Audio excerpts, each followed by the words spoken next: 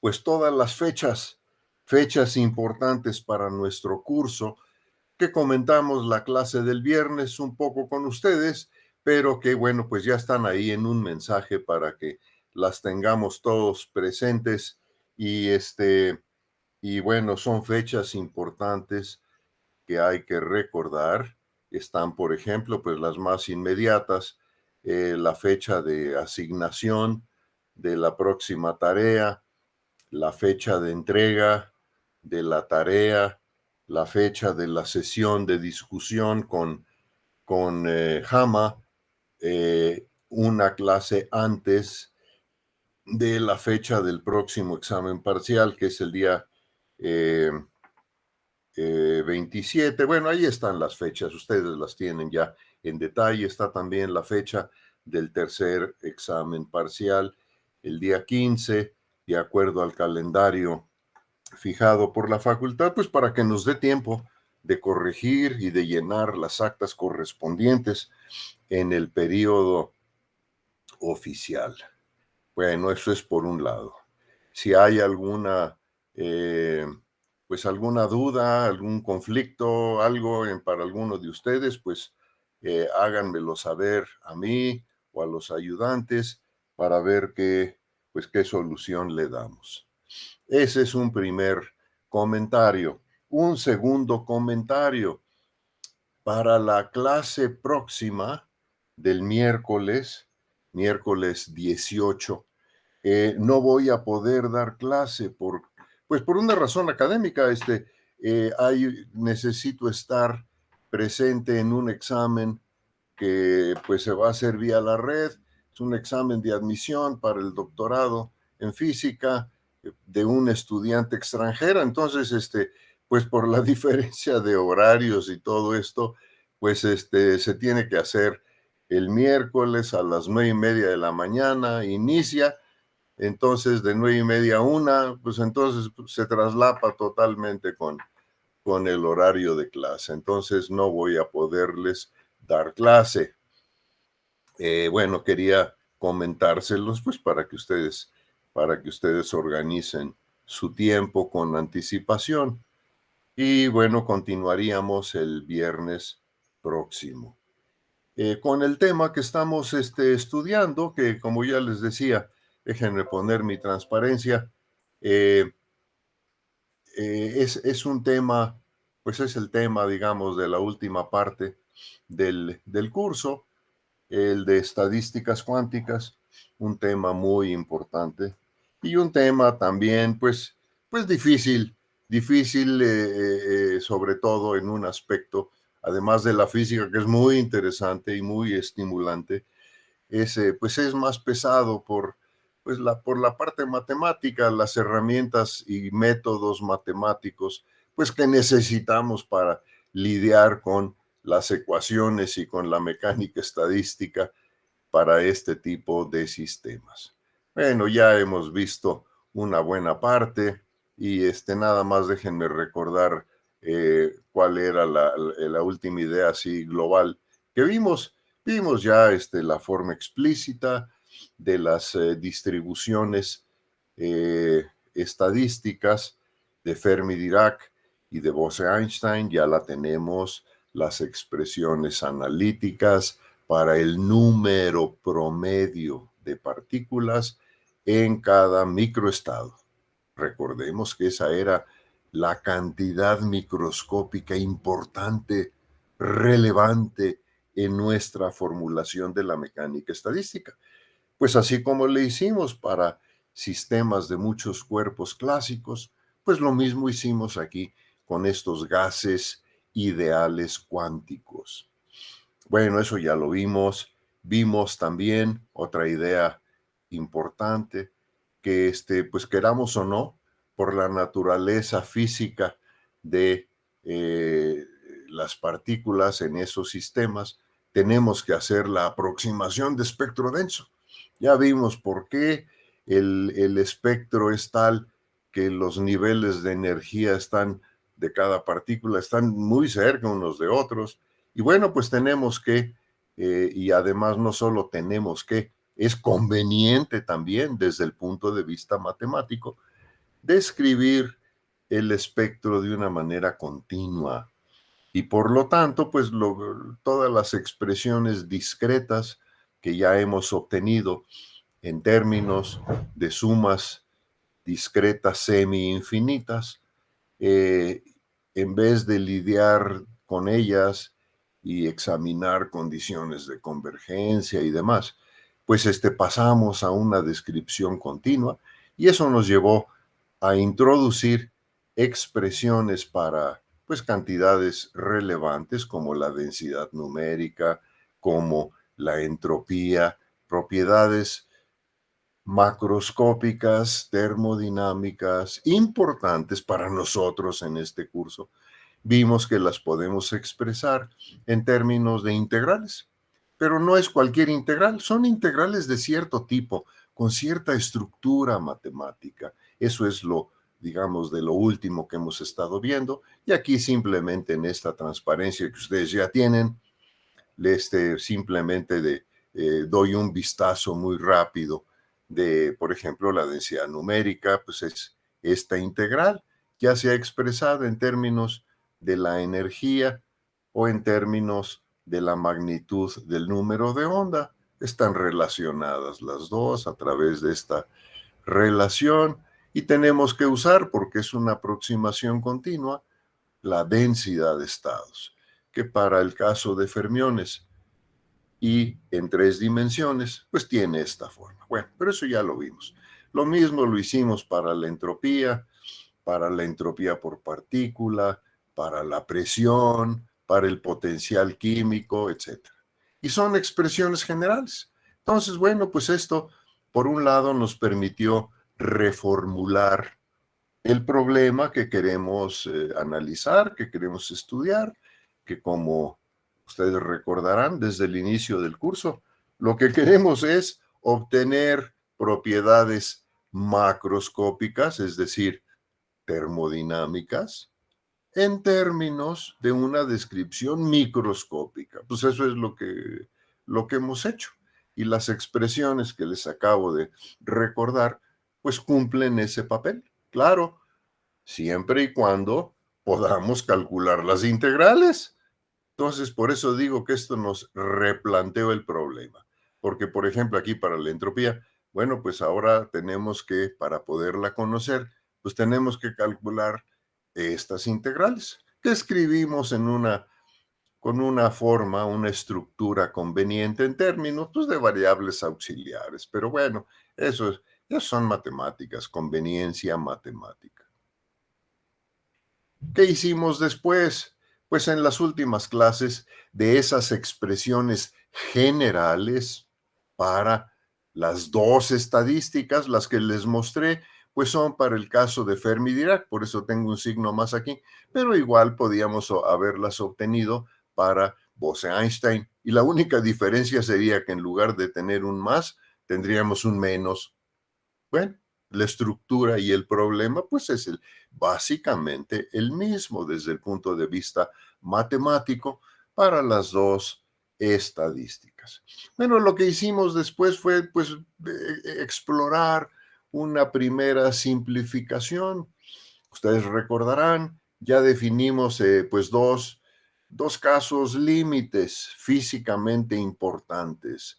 Uno era el límite clásico, que podíamos, de acuerdo a nuestra definición que dimos del límite clásico en transparencias anteriores, lo podíamos visualizar como lo que ocurre cuando las temperaturas son altas.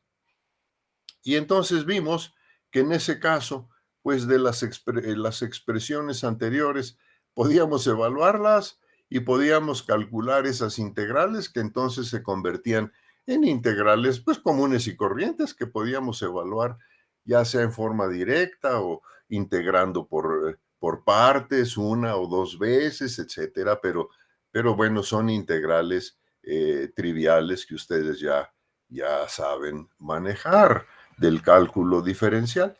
Bueno, aquí vimos un ejemplo, bueno, un par de ejemplos. Por ejemplo, obtuvimos una expresión para el potencial químico en ese límite en el caso de los fermiones, y vimos que pues coincidía con la expresión que habíamos obtenido clásicamente. Lo mismo que era la de, por ejemplo, esta de un gas ideal clásico. Después lo examinamos para la entropía por partícula y vimos que coincidía con la de Sackur-Tetrode, que examinamos por allá en el capítulo 4 y 5 con el conjunto canónico. Y aquí están las conexiones, la transparencia 14 del capítulo 4, la 14 y la 15 del capítulo 4, y aquí está la ecuación de estado, recuperamos la ecuación de estado también. Bueno, eso muestra que en este límite de altas temperaturas, pues recuperamos resultados conocidos a partir de esas expresiones, pues generales que les acabo de mostrar y que discutimos en la clase anterior. También les definí pues un límite, una manera quizá de complementar el límite anterior de altas temperaturas, que era el límite termodinámico. Y aquí, bueno, pues este límite, digamos, es el límite macroscópico, podríamos decir, porque lo definimos de esta manera. Y la idea cualitativa importante es que en este límite, pues la densidad está bien definida. Es decir, el macroestado de estos sistemas tiene que estar bien definido en términos de cantidades que podamos medir. Bueno, una de ellas es la densidad, que es lo que hacemos para los sistemas hidrodinámicos que ustedes ya conocen. Entonces, bueno, es una manera de puntualizar, de complementar esa idea que ya teníamos de macroestados. O sea, la conexión entre lo microscópico y lo macroscópico lo hacemos pues a través de el límite clásico o cuántico en términos del parámetro de degeneración, complementado con el límite termodinámico definido de esta manera. Bien, creo que hasta ahí habíamos llegado. Y bueno, ahora, ¿qué queremos hacer? Bueno, pues ya vimos el caso de altas temperaturas. Bueno, pues lo lógico es ahora, pues veamos el límite opuesto, el límite de bajas temperaturas. Es decir, es lo que está aquí en el título de esta sección. Para el caso particular del gas de Fermi, que fue para el caso en que escribimos las expresiones que les acabo de mostrar, pues vamos a considerar para esa misma estadística el límite en que las temperaturas son muy bajas, es decir, cuando nos acercamos al cero absoluto. Es más, nos podíamos ir al límite en donde la temperatura es cero. Bueno, teóricamente, obviamente, lo podemos hacer y es lo que vamos a hacer. Bueno, en este límite, física y cualitativamente, lo importante es que cuando las temperaturas son altas, el sistema se comporta clásicamente. Lo acabamos de ver. Recuperamos las expresiones clásicas para muchas propiedades termodinámicas, para todas. Bueno, ahora vamos al extremo opuesto. Ahora vamos a suponer que el sistema no es clásico, todo lo contrario, es totalmente cuántico. No hay efectos clásicos, todo es cuántico y súper cuántico. Bueno, la manera de decir eso en los libros y en los cursos de física estadística es decir, el sistema es totalmente degenerado o a veces también fuertemente degenerado, pero esto es más contundente. Es totalmente degenerado. Estoy en el cero absoluto, por lo tanto T es cero, beta es infinito y corresponde a temperaturas bajas o densidades altas de acuerdo a nuestra definición del parámetro de este parámetro de degeneración Y.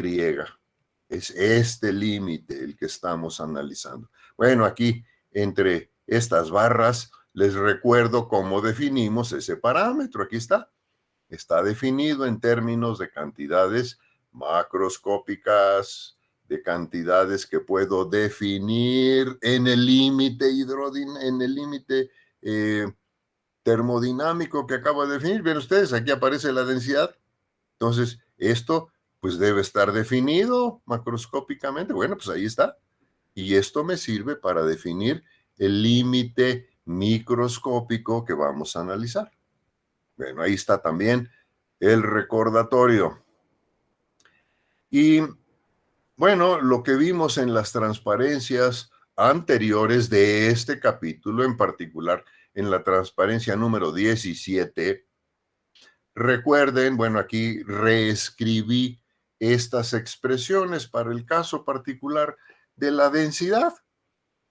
Recuerden que esta densidad numérica, eta n minúscula, pues es el número total de partículas que coincide con el número promedio de partículas en el sistema y por lo tanto, como el número es variable, pues este promedio lo tengo que calcular con el conjunto gran canónico. Por eso le puse una barrita arriba. Pero yo ya sé que este valor promedio pues coincide con la n, con esta n, con el número total de partículas, el número macroscópico asociado con la masa macroscópica del sistema. ¿Por qué? Pues porque ya mencioné, no lo mostré, pero mencioné que se puede hacer, que las fluctuaciones, la desviación cuadrática media o la varianza de esta variable microscópica es muy pequeña. Por lo tanto, pues puedo identificar el valor macroscópico con el valor promedio y olvidarme de todos los momentos de orden superior. Bueno, eso está implícito en esta primera parte de la igualdad. Y lo que sigue, pues es lo que ya está acá en esta transparencia anterior. Ahí está la expresión general de esta densidad numérica en el límite de espectro continuo en términos de la variable energía. ¿Cuál energía? Pues la energía de cada nivel, la energía de los estados de partícula independiente. De acuerdo a nuestra hipótesis cuántica y la dualidad onda-partícula que puse aquí entre paréntesis, pues nosotros le podemos asociar una K, que es la magnitud del número de onda, a esta energía, que bueno, aquí le llamé E mayúscula, pero pues es esa epsilon también. Y entonces, bueno, pues puedo reescribir despejando de aquí kappa en términos de, puedo reescribir esta ecuación de esta manera. Y ahora me queda en términos de K. Bueno, pues cualquiera de las dos es perfectamente válida. Aquí está en términos de la energía de cada nivel, de cada estado de partícula independiente. Acá está en términos del módulo, de la magnitud, del número de onda asociado con cada partícula. Bueno, es lo mismo y son las expresiones generales de las que hablamos antes. Bueno, ahora en esas expresiones generales voy a imponer la condición que supusimos acá. Estoy en el cero absoluto, de generación total, todo es súper cuántico. Entonces, beta es infinito. Bueno, pues si yo pongo beta infinito aquí, se me reduce la n a esta expresión, vean ustedes, ya se simplificó la integral, pero pues esta es una integral inmediata, esta la puedo calcular trivialmente, ahí está el resultado, en donde a esta epsilon f, epsilon índice f, aquí está definida, y esto vale a t igual a 0, y bueno, pues ustedes pueden ver que esta epsilon corresponde, pues, bueno, otra manera de expresar ese valor de la energía, pues es el valor del potencial químico a 0. Porque, bueno, pues ya vimos que esto está dado en términos de estas cantidades, vean ustedes. Epsilon de K menos mu aparece aquí. Bueno, pues cuando esto es 0, Bueno, pues es que se cumple esto, ¿no? Ahí está. Y vean ustedes, esta épsilon, entonces, este valor de la energía que resultó de imponer, pues, este límite, T igual a cero o beta infinito, pues define un valor de la energía, que es este que está aquí. Y a ese, pues, le puse un nombre, una etiqueta especial, porque tiene una interpretación física importante que ya vimos y que voy a recordar unos renglones más abajo. Pero bueno, formalmente, esto que está aquí le llamé epsilon F. Y vean ustedes, depende de la densidad. Por lo tanto, bueno, pues implícitamente estoy suponiendo que en mi descripción, pues se cumple el límite termodinámico. Esta densidad está definida. Si no, pues no tendría sentido definir estas cantidades. Bueno, pero así como definí una energía y como la energía pues la puedo expresar de esta manera por la dualidad onda-partícula, la P es H barra K, entonces, bueno, pues esta energía epsilon F la puedo expresar en términos pues de algo que puedo llamar KF, pues si hay una epsilon F y epsilon está relacionada con K, pues también define una KF. Esta KF está definida de esta manera. Vean ustedes que también está expresada en términos de la densidad. Pero así como definimos la energía térmica como H barra por T, bueno, pues aquí también podría definir una temperatura teta F. Vean ustedes, la multiplico por K, entonces tendría KT. Pues eso me define pues esta energía epsilon F. Bueno, y de la misma forma puedo definir otras cantidades con este subíndice F. Por ejemplo, una presión, bueno, un momento P índice F, pues de esta relación general que puse acá, pues de ahí sale PF, pues es esto. Y este momento que puedo escribir como masa por velocidad, pues me define una BF que es igual a esto. Bueno, todas estas cantidades con el subíndice F tienen un nombre especial por su importancia física que ahora quiero mencionar. Esta es la energía de Fermi, de ahí el subíndice. Esta es la energía de Fermi. Esta es la magnitud de el número de onda de Fermi. Esta es la temperatura de Fermi, es decir, es la temperatura a la cual ocurre la energía de Fermi. Esta es bueno, ahí está, ya dije la densidad, pero aquí este es el momento que está relacionado con la energía de Fermi y por lo tanto, pues con la temperatura de Fermi, con el número de onda de Fermi, y esta es la velocidad de Fermi, relacionada pues con todas las cantidades anteriores. Entonces, ven ustedes, hay valores específicos de todas estas cantidades con el subíndice de Fermi, y todas vienen pues de la interpretación que ya vimos de la distribución de Fermi, que les quiero recordar, esto ya lo vimos, esta figurita ya anda por allá en una de las transparencias anteriores. Pero, ¿qué es lo que hay que recordar de aquí? Bueno, aquí estoy graficando en este índice vertical el número promedio de fermiones, en este caso, como función de la temperatura. Vean ustedes, aquí puse la diferencia epsilon menos mu. ¿Qué es epsilon? Es la energía de uno de los estados de partícula independiente que puede ocupar cada fermión.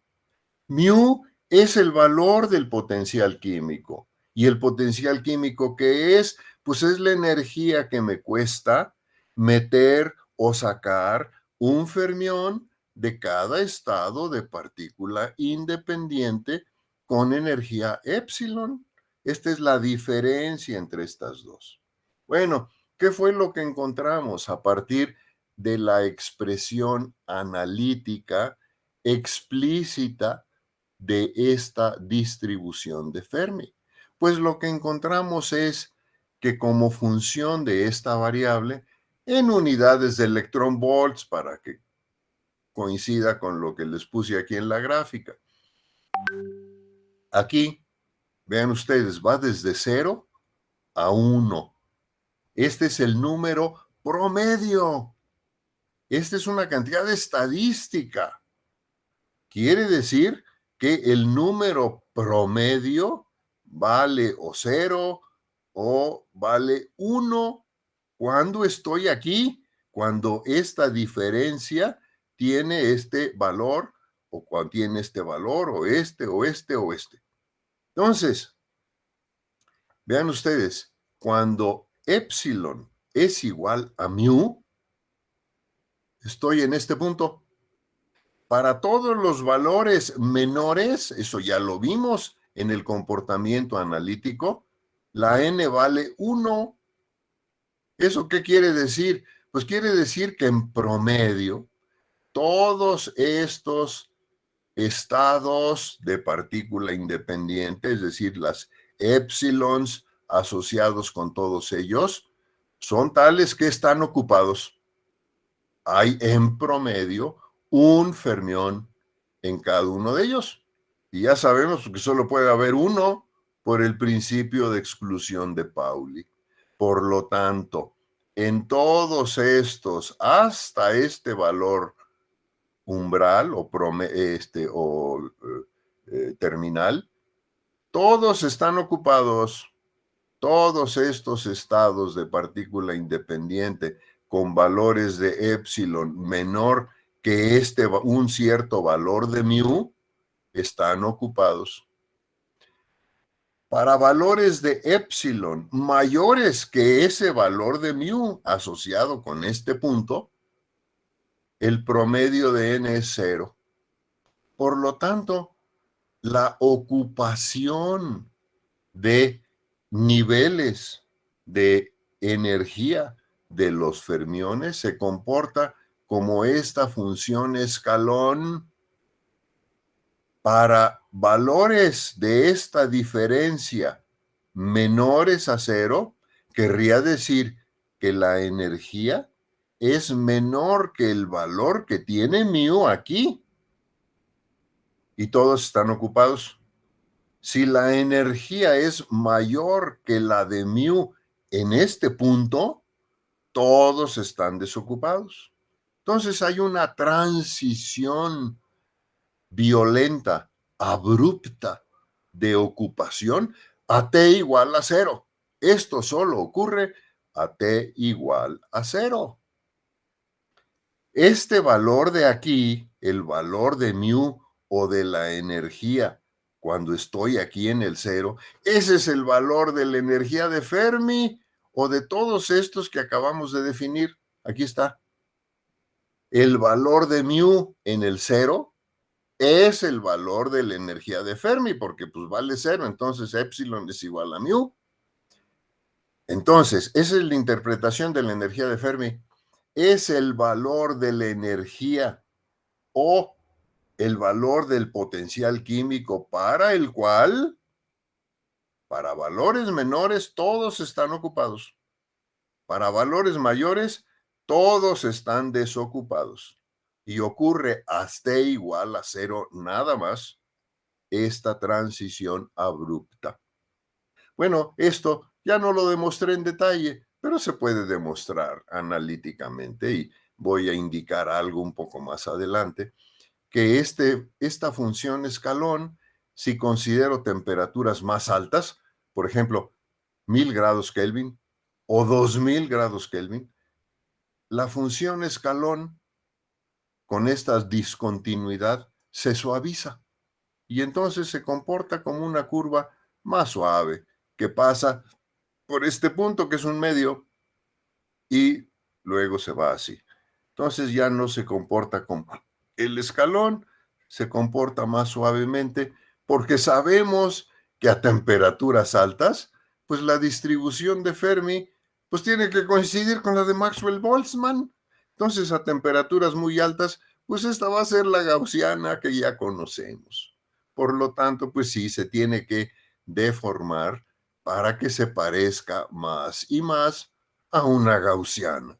¿Qué es lo que debe ocurrir? Pues en el límite de altas temperaturas que ya conocemos. Entonces, bueno, pues la figura, eso es lo que está indicando, que está sugiriendo y que podemos mostrar analíticamente también.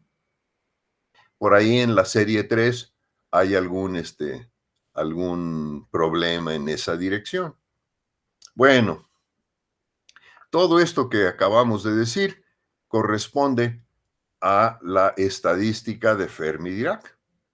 Pero podríamos decir, bueno, pero pues esto también, ¿qué ocurre en este límite fuertemente o totalmente degenerado en la otra estadística? Es decir, para un gas de Bose-Einstein ideal. Bueno, este es un caso es un caso interesante, físicamente interesante, históricamente importante también, porque, pues, desde el punto de vista teórico, muestra un comportamiento, un fenómeno, entre comillas, pero es realmente al nivel en que lo estamos viendo, pues es un comportamiento de la distribución correspondiente, la de Bose-Einstein, que no es desde luego, pero que da lugar a un fenómeno o comportamiento que es muy conocido en la literatura y en los libros que tenemos en nuestra bibliografía básica, y que se llama la condensación de Bose.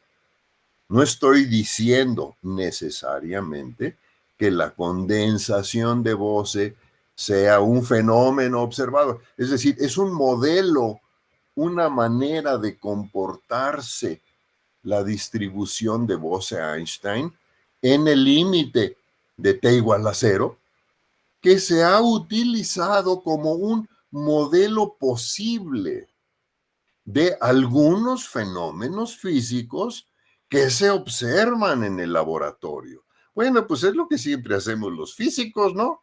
Para explicar un fenómeno real de a de veras, lo que se puede observar y medir en el laboratorio. Bueno, pues empezamos a pensar en modelos pues, más sencillos que podamos manejar, que podamos entender, a ver si con ellos podemos explicar algunas de las observaciones experimentales. Pues ese es nuestro método, pues ese es el método científico, vamos a decirlo así. Entonces, bueno, Einstein en 1924, pues se dio cuenta, vean ustedes las fechas, es apenas se está haciendo la mecánica cuántica.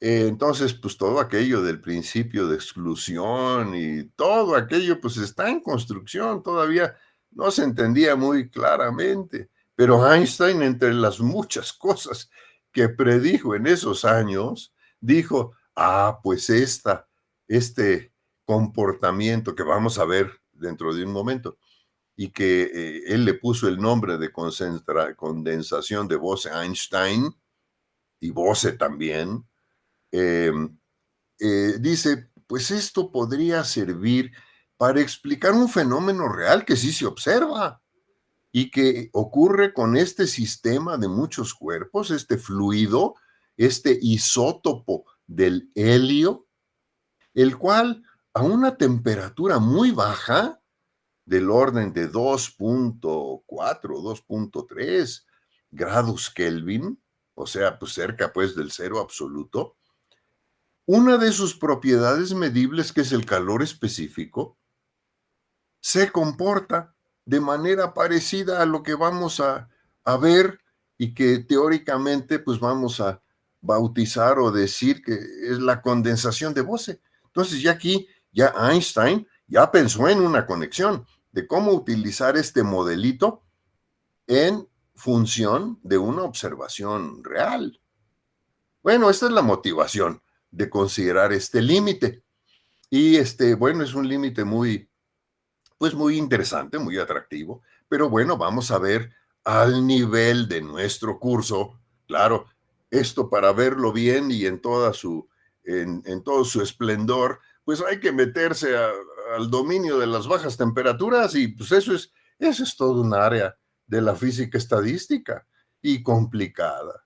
Entonces, bueno, pues no lo vamos a hacer en este curso. Aquí lo que queremos hacer es darnos cuenta de cuáles son las bases, pues de esta identificación, pero nada más. No nos vamos a meter en el detalle formal, que por otro lado es muy complicado, y por otro lado, pues fue muy importante en el desarrollo de la física para describir esta analogía con mucho más detalle, pues se tuvieron que desarrollar un montón de conceptos por gente muy distinguida, además de Einstein, todo lo que es el fenómeno de la superfluidez, que es lo que está atrás de esta analogía, pues se tuvo que desarrollar en función de este tipo de analogías y de observaciones. El fenómeno de la superconductividad también. Y bueno, asociados con esos logros y esos avances, pues hay nombres muy distinguidos, qué sé yo, por ejemplo, Bardeen, Cooper, Landau, bueno, hay nombres muy, muy distinguidos en relación a esos temas. Pero bueno, aquí simplemente estamos tocando el tema en forma muy colateral, muy de paso y al nivel de nuestro curso. La intención de hacerlo, pues es darles un poco de perspectiva, que lo que estamos aprendiendo y lo que estamos construyendo en nuestro curso, pues va en la dirección correcta y vamos, pues es una introducción para poder después, en cursos más avanzados, los que vayan a seguir por ese camino, pues temas físicamente mucho más importantes y más actuales. Todo esto ha desembocado pues en muchos fenómenos y en muchos campos de investigación más actuales, como por ejemplo el de superconductividad a altas temperaturas, en donde, bueno, hay que echar mano de muchos otros conceptos y otras partes de la física. Pero bueno, los orígenes de algunos de ellos pues son estos y que están a nuestro alcance. La idea básica, pues la podemos intuir, la podemos describir al nivel de nuestro curso introductorio. Eso es lo único que pretendo. No pretendo ni aburrirlos ni describirles toda la matemática y los detalles formales que hay atrás. Quiero mencionar algunos para, si no, ¿de qué sirve haber tocado el tema? Que les quede cuando menos la inquietud o la información básica de por dónde van las ideas. Eso es lo que estoy haciendo y que quiero hacer en las transparencias que siguen con este sistema, un gas ideal de Bose-Einstein, es decir, cuya distribución de probabilidad es la de Bose-Einstein, cuya estadística de sus partículas microscópicas, que son los bosones, es la estadística de Bose-Einstein, en este límite, en donde los efectos cuánticos son dominantes. No hay nada clásico, todo es cuántico. Bueno, es el límite. Y claro, pues es el análogo de lo que acabamos de ver. Por eso es interesante, pues ver el contraste en los comportamientos que vamos a esbozar. Bueno, para poderlos ubicar, pues déjenme recordar algo que ya vimos y aquí, bueno, pues aquí no me queda otra más que reescribir las ecuaciones que ya teníamos, como esta es la forma de la densidad. Vean ustedes, si esta B la paso acá, pues esta N entre B, pues no es más que la expresión que les puse más arriba en términos de la energía. Pues sí, ya Ya vimos que esto sale con la aproximación de espectro denso. Y esto es para bosones, por eso aparece un signo menos aquí. En nuestra discusión anterior había un signo más porque era para fermiones. Bueno, pero la única diferencia, aparentemente muy pequeña, pues es el signo. Y aquí, si hacemos lo mismo con las expresiones correspondientes a un gas de Bose, pues la llevamos a la misma forma que teníamos para fermiones, excepto que ahora hay un signo menos ahí. Y eso hace toda la diferencia, física y matemáticamente. Porque vean ustedes que para pasar eh, de la expresión de esta, que fue la que les puse antes, pues ahora hago un cambio de variable pues ligeramente diferente al anterior. Ahora en lugar de llamarle X, pues le llamo Z minúscula. Y es beta por epsilon. Bueno, es una pequeña diferencia, pero es la que conviene en este caso. En términos de esta variable auxiliar o con este cambio de variable, esta expresión pues la puedo reescribir en términos de z de esta manera.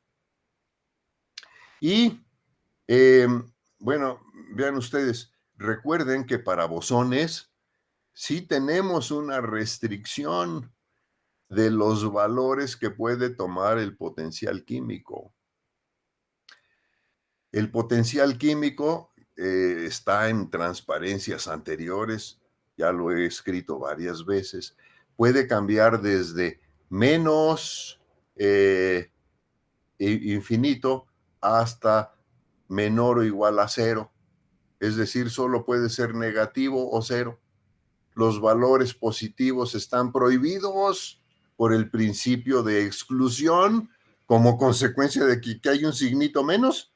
Y recuerden que la razón era, pues si no impongo esa restricción, la expresión matemática que define la función de partición y por lo tanto cualquier otra cosa, cualquier otra propiedad del sistema, no converge, no está definida y por lo tanto pues no me sirve. Entonces pues no puedo hacer mecánica estadística. Entonces esta restricción es esencial, pero es una restricción de origen físico. Entonces como tiene que ser esto, es decir, el mayor valor que puede tomar es este, menor o igual con cero. Es el máximo valor que puede tomar el potencial químico y corresponde a este valor de la energía. Y por lo tanto, pues corresponde a lo que intuitivamente pensamos que ocurre en el cero absoluto. Intuitivamente, ¿qué pensamos cuando decimos, pues bajo la temperatura hasta cero? Pues, ¿qué pensamos? Pues todas las partículas están en el estado base. Pues no hay energía para excitarlas. Todas están en el estado base. Bueno, si son fermiones, eso no puede ocurrir. ¿Por qué? Pues porque no puede haber más que una en el estado base. Pero aquí son bosones. Pues aquí debería poderse, ¿no? Aquí el principio de exclusión no prohíbe que haya muchos bosones con la energía cero, que ocurre pues a T igual a cero, pues eso es lo que pensamos intuitivamente. Entonces, ¿qué esperaríamos? Que para este valor de la energía que corresponde a temperatura cero y para el cual el potencial químico toma su máximo valor, todos los bosones estén en el estado base. Pues sí, ¿no? Eso es lo que hemos discutido anteriormente. Pues eso es lo que las matemáticas debería predecir también. Bueno, vamos a ver si es cierto. Vamos a ver si matemáticamente recuperamos este comportamiento que esperamos intuitiva y físicamente. Vamos a ver. Vean ustedes, aquí es donde aparece pues una sutileza que vamos a explorar después de que veamos lo que acabo de mencionar. Pero bueno, ya está ahí implícita en estas expresiones. Ya vimos que esta era la expresión de la densidad, es lo que acabo de decir. hago este cambio de variable. Entonces, si ustedes hacen el algebrita y los pasos algebraicos triviales, van a ver que entonces esta densidad para el máximo valor, ¿cuál es el máximo valor? Pues cero. Por eso le puse aquí n en mu igual a cero, pues es el máximo valor de n para bosones.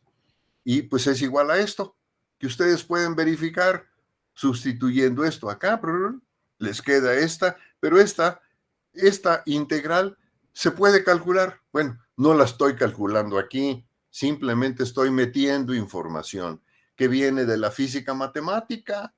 Este tipo de integrales son integrales de Riemann.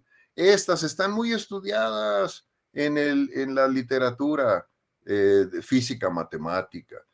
A lo mejor ya las vieron ustedes o las oyeron mencionar en su curso de métodos matemáticos. Si no, no importa. Esto define lo que representé aquí como esta z griega de argumento 3 medios. Esta es la función definida por esta integral definida. Va de cero a infinito. Entonces, esto es un número. Esta función, esta integral, es un número. Va de cero a infinito. Límites definidos, etcétera. Entonces, si yo la integro con algún método adecuado, pues voy a obtener un número. Bueno, como les decía, estas funciones están muy estudiadas y están tabuladas. Las pueden ustedes encontrar, así como hay tablas que ya no se usan, ¿no? Ya, ahora ya todo eso cambió, pero bueno, antes ustedes recordarán, tal vez, había tablas de las funciones seno y coseno, por ejemplo. Y luego, bueno, pues ya no había tablas en papel, digo, ya era en las calculadoras y después en los programas, y ahora y eso ya ni se usa, ya simplemente se llama una rutina ahí, nos calcula eso, bueno, pero la idea de fondo es la misma. Estos son los valores de esas funciones y esta función en particular con z, con esta potencia y e a la z, vale 2.6. Bueno, pues ya está. Entonces ya tenemos el valor de la densidad para el máximo valor del potencial químico que corresponde a el máximo, al límite en donde los efectos cuánticos son dominantes totales. Bueno, esto ilustra cómo, utilizando pues esas otras herramientas que no estoy desarrollando, simplemente las menciono, obviamente pues no las vamos a usar más, pero es importante darse cuenta en dónde surgen y cómo se resuelve ya, creyendo que pues lo que se hace, pues sí, pues es lo correcto. Y si es lo correcto, bueno, pues eso es lo que estoy haciendo. Entonces, vean ustedes, ¿pero qué me dice esto? Pues esta expresión que obtuve, como es un numerito, bueno, pues me quedó esto, el número, o bien si esta vez la paso acá, la densidad en ese límite, pues resulta ser igual a esto. Todo esto es un número porque aparecen ahí constantes como la masa, la constante de Planck, aparece pi, bueno, es un número. Y eso me da el número máximo de bosones cuando estoy en el cero absoluto. Eso es lo que me dice esta expresión. Ahora, vean ustedes, eh, aquí, bueno, aquí hay otras cantidades que, uy, esto creo que lo repetí, esto es esencialmente lo mismo, pero vean ustedes, eh, en esta expresión que está aquí, vimos que si, bueno, ya mencioné que si el potencial químico no obedece esta restricción, por ejemplo, si el potencial químico tuviera valores positivos, pues entonces la función de partición o el potencial químico diverge. Y de ahí resultó esta simplificación. Pero vean ustedes, esto, ¿qué nos está diciendo?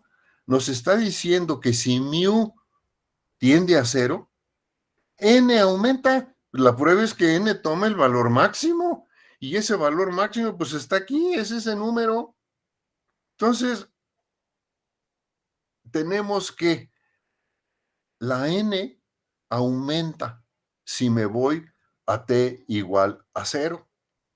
Por lo tanto, pues el valor de la densidad o del número de partículas, yo diría, es ese número cuando estoy en t igual a cero. Pero por otro lado, yo sé que si la n, esto que está aquí, si la n aumenta, el número de bosones aumenta. Entonces, por un lado, yo sé que la n en el estado base, que es pues puede ser muy grande. Y por otro lado, sé que diverge. Entonces, que eso quiere decir que no existen. Entonces, ¿cuál de las dos es correcta? Es decir, esto me lleva a una aparente contradicción. ¿Por qué? Porque me está diciendo que como el número para mí igual a cero, el número de bosones es máximo, entonces, pues no puedo acomodar ningún bosón en T igual a cero. Eso es lo que me dice por un lado. Pero por otro lado, yo sé que no existe ninguna restricción del principio de exclusión para acomodar todos los bosones que yo quiera en el estado base. Entonces, ¿qué pasa? Por un lado, esta expresión me lleva a esta contradicción y por lo tanto yo digo, bueno, una manera de decir lo mismo es, no describe al estado base porque me dice, pues que todos están pues en los estados con donde n es máxima, en los estados con mu igual al valor máximo que puede tomar y por lo tanto n aumenta, siempre aumenta. Y por otro lado, pues me dice que en t igual a cero, en donde diverge la expresión, pues no puedo acomodar ninguno. Entonces, ¿qué es lo que estoy haciendo? Algo no está claro. Es decir, hay una contradicción. Por un lado, el principio de exclusión me permite acomodar el número que yo quiera de bosones en el estado base. Por otro lado, este límite, pues me dice que no, si t igual a cero eso diverge y por lo tanto no puedo meter ninguno en el estado base. Entonces hay una paradoja y la puedo reformular diciendo, el número de bosones bajo estas condiciones en el estado base, dado por esta expresión, en realidad no describe al estado base. Porque ¿qué espero yo en el estado base? Pues que a t igual a cero no haya, estén todos ahí. Y esto me dice que no están todos ahí, al contrario, están donde n es máxima. Entonces, ¿qué fue lo que hicimos mal? Bueno, otra vez, describo la idea. No puedo describir sin entrar en mucho detalle, que no tiene caso en un curso de esta naturaleza. No quiero ni abrumarlos ni hacer todos los desarrollos pertinentes. Nada más menciono la idea general. ¿Cómo resuelvo esta aparente contradicción? Bueno, todo viene de lo siguiente. Vean ustedes, la ecuación de la que partimos para analizar el comportamiento de n, que era esta, que ya la habíamos puesto antes, esta fue la que usamos cuando dijimos que había que usar la aproximación de espectro denso. Pues cuando hicimos eso, vean ustedes qué fue lo que hicimos. Pues aquí lo podemos ver con más detalle. Recordemos que la expresión más general para la distribución de Bose es que el número promedio de bosones en los estados de partícula independiente con energía epsilon s está dado por esta suma discreta semi-infinita. Eso es lo más general. Vean ustedes que si yo, de esa expresión general, esta S es la que identifica a cada estado de partícula independiente. Bueno, pues S igual a 0 identifica el estado base.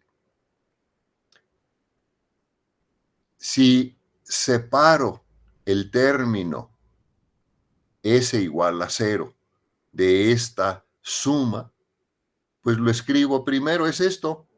Esto es para S igual a 0, el estado base en donde por convención tomo que la energía es 0, pues mido a partir de ese 0 las energías, lo que siempre hacemos. Entonces separé el término S igual a 0. Y todos los otros términos para epsilon S diferente de 0, pues están representados por lo que queda, que es casi todo, de la serie semi-infinita. O sea, esto es totalmente general, ¿no? No he hecho aproximaciones de baja temperatura, nada. Esto es general. Vean ustedes, esto lo puedo reescribir diciendo, pues todo esto es el número total de bosones. Este primer término es el número de bosones en el estado base. Pues le voy a llamar N0.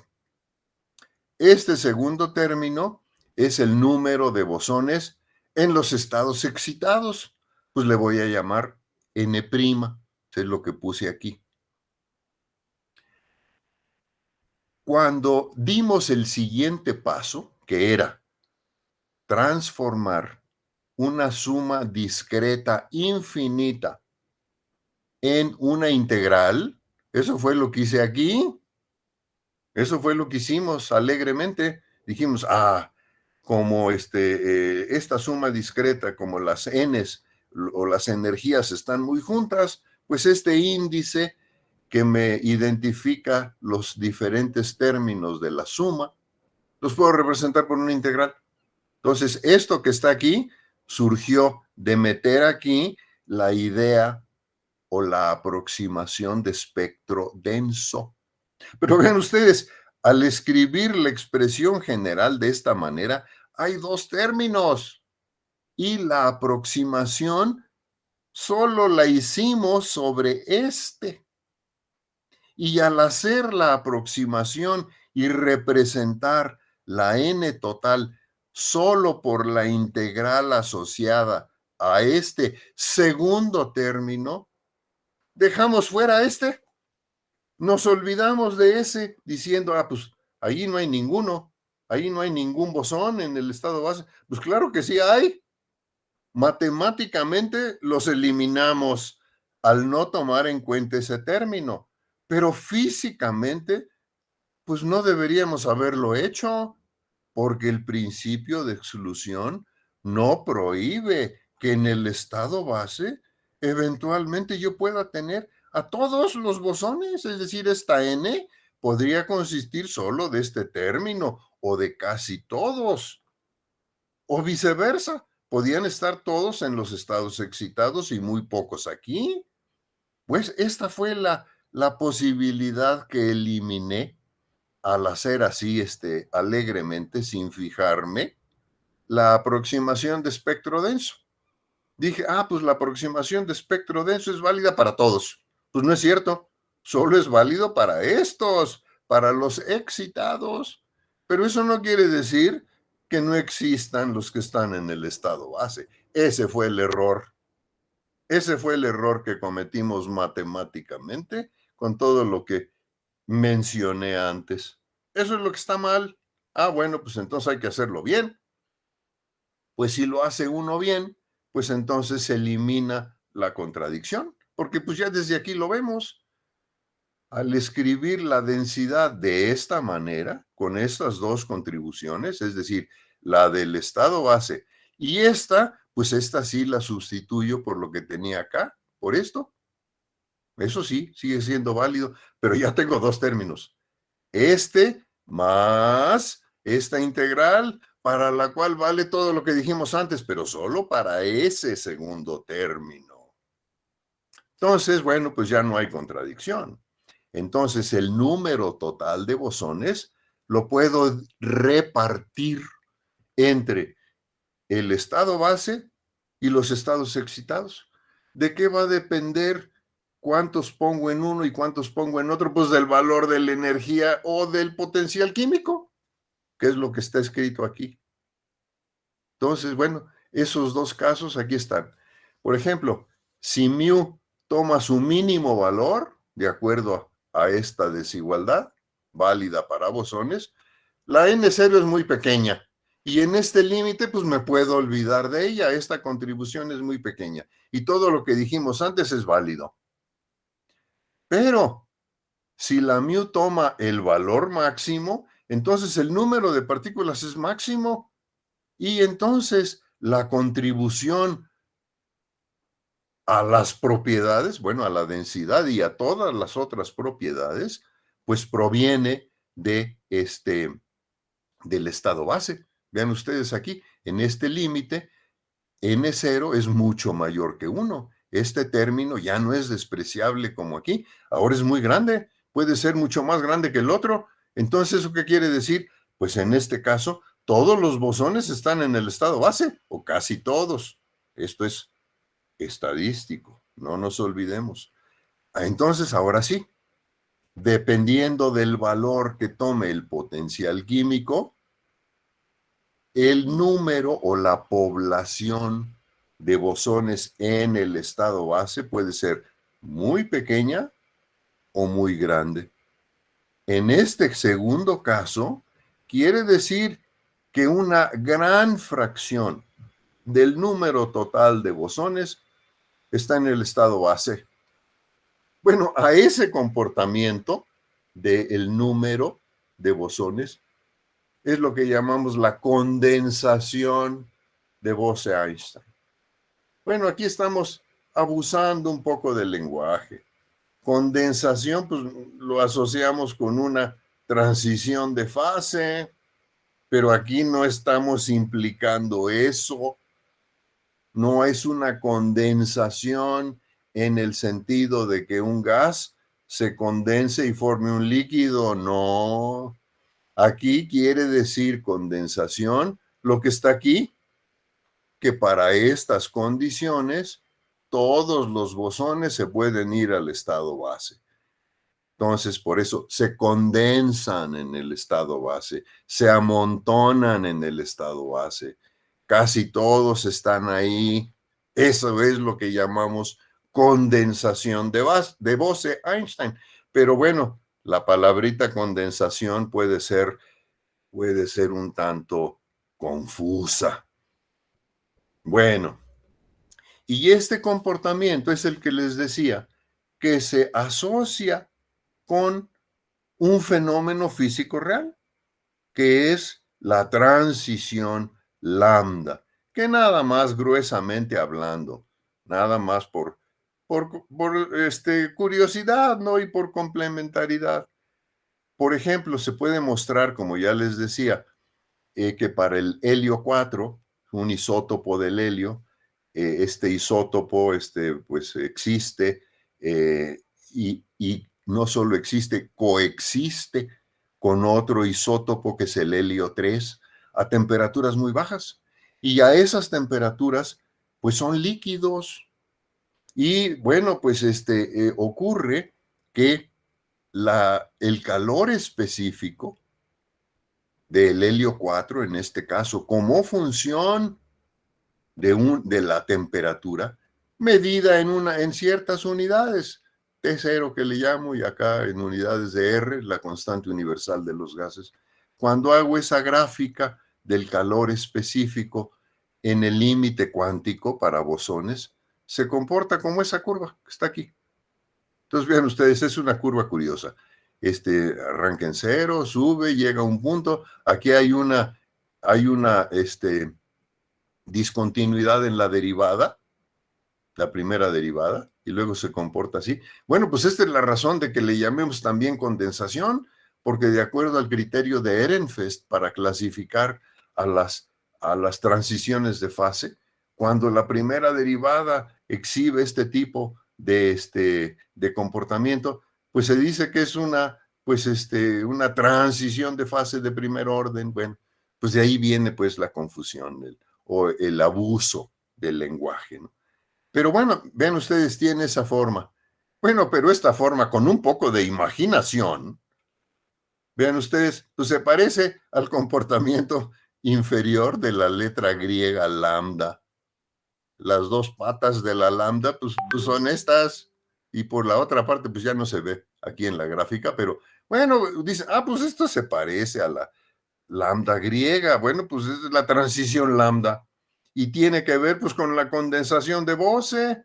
Bueno, pues esa es la idea, ¿no? Para trabajar todos estos modelos. Y la condensación de Bose, pues es esto, lo que acabamos de decir, consiste en eso.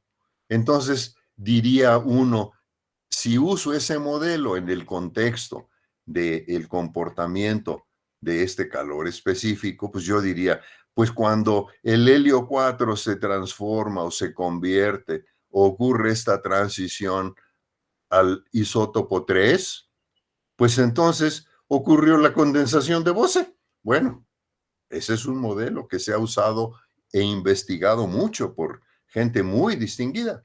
Y pues lo que resulta es que teóricamente a la hora de predecir numeritos, de decir cuándo ocurre, a qué temperatura ocurre la transición y comparar esa predicción teórica basada en la mecánica estadística con el valor de la temperatura que se mide en el laboratorio, pues resulta que no son iguales.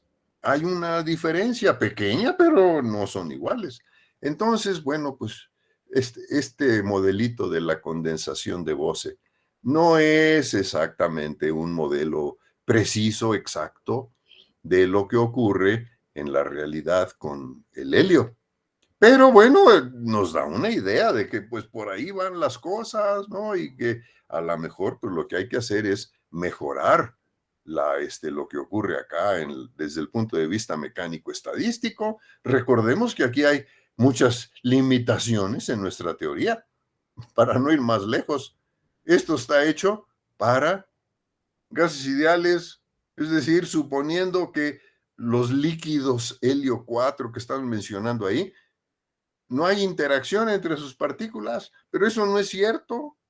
Sí hay cierta interacción entre las partículas. Por lo tanto, pues bueno, pues ya de entrada ya estamos idealizando las cosas. Estamos usando una teoría que solo es válida para partículas, para un sistema ideal, en un sistema real que no es estrictamente ideal. Bueno, pues entonces no nos sorprendamos de que las predicciones no sean precisas, pero sí nos marca una dirección de investigación, sí nos marca una posibilidad de análisis teórico mejorando nuestra descripción microscópica, como pues agregándole la interacción, por ejemplo, con todas sus implicaciones cuánticas. Recordemos que esto es puramente cuántico. Bueno, pues de ahí conexión con teorías del campo y con otros métodos puramente cuánticos que se han desarrollado en la investigación. Bueno, pero bueno, aquí en nuestro curso simplemente nuestra discusión es sobre todo cualitativa, es darles una idea de por dónde van los tiros, de por dónde van las ideas, por dónde van las cosas, qué tipo de metodología surge. Pero, pues sí, no se los voy a preguntar en el examen, ¿eh? Ni se los voy a preguntar tampoco en la tarea, pero, pues, sí vale la pena mencionarlo. A lo mejor a alguno de ustedes le interesa el tema y decide, pues, leer más sobre él. Magnífico. Bueno, aquí agregué dos suplementos. Bueno, un suplemento primero que se refiere pues a la posibilidad a la que he aludido en mis comentarios anteriores. Es decir, Hasta ahora hemos considerado dos casos límites: temperaturas muy bajas, límite clásico, o temperaturas muy altas, límite puramente cuántico. Eso lo acabamos de ilustrar con fermiones en un caso y con bosones en el otro para cuando es totalmente degenerado.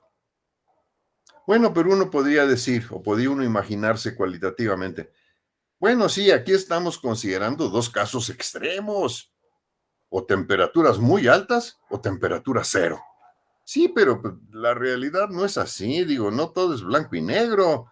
Digo, puede haber temperaturas pues que sean bajas, pero que no sean cero, o puede haber temperaturas altas, pero que no sean clásicas, que sean un poco menos altas y que entonces pudiera haber en ese caso algunos efectos cuánticos pequeños, o bien en el otro límite, algunos efectos clásicos pequeños. Es decir, podría haber correcciones a las predicciones de la teoría que surjan del hecho de que no estoy en estos dos extremos, sino que esté en un valor pues intermedio.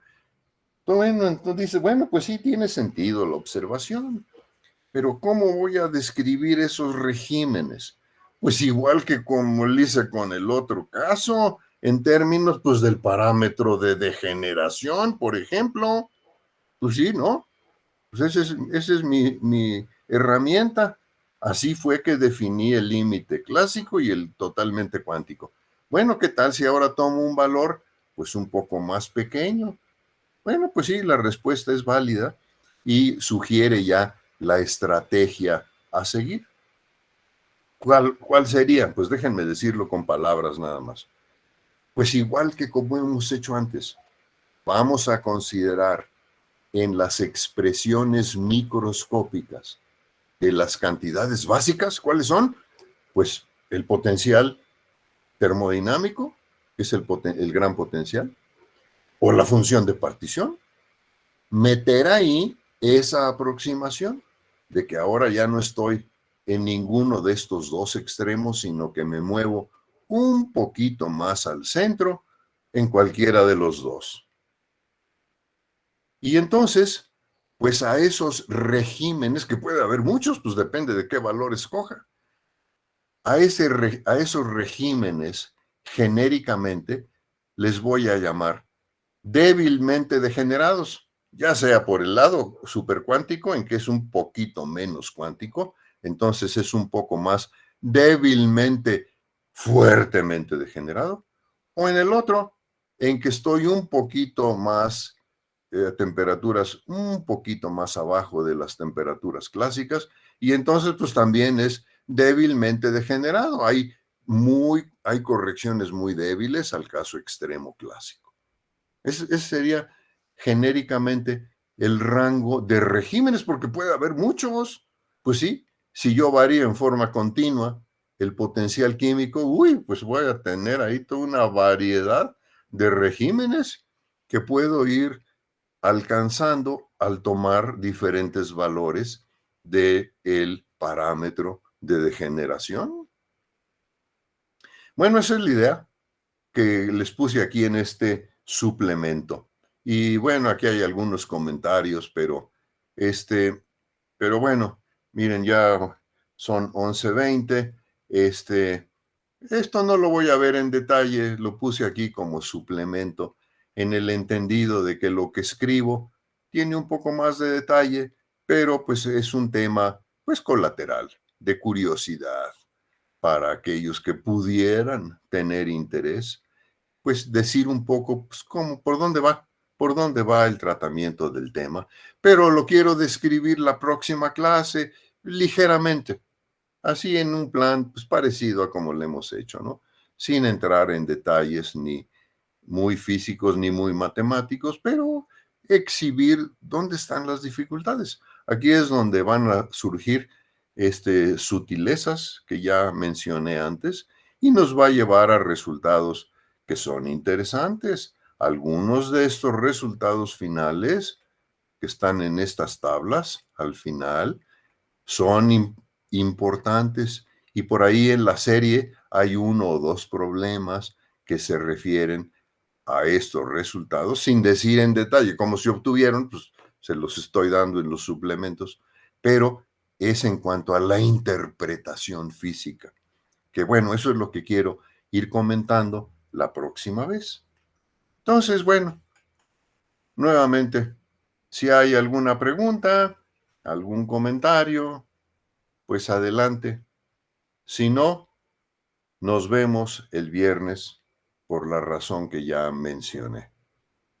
Y esta versión de las transparencias tiene algunos elementos pequeños, está un poco reacomodada respecto a la última que les envié. Bueno, esta también se las voy a enviar para que tengan ustedes la última con las últimas correcciones. Pero bueno, todavía tengo que hacer algunos cambios. Después se las envío, pero se las enviaré antes del viernes. Bueno, pues si no hay preguntas, dejamos aquí la clase. Gracias, profesor. Nos vemos. Hasta luego, Jimena. Nos veremos. Hasta luego, Jennifer. Nos vemos el viernes. Que estén bien. Hasta luego. Hasta luego, profesor.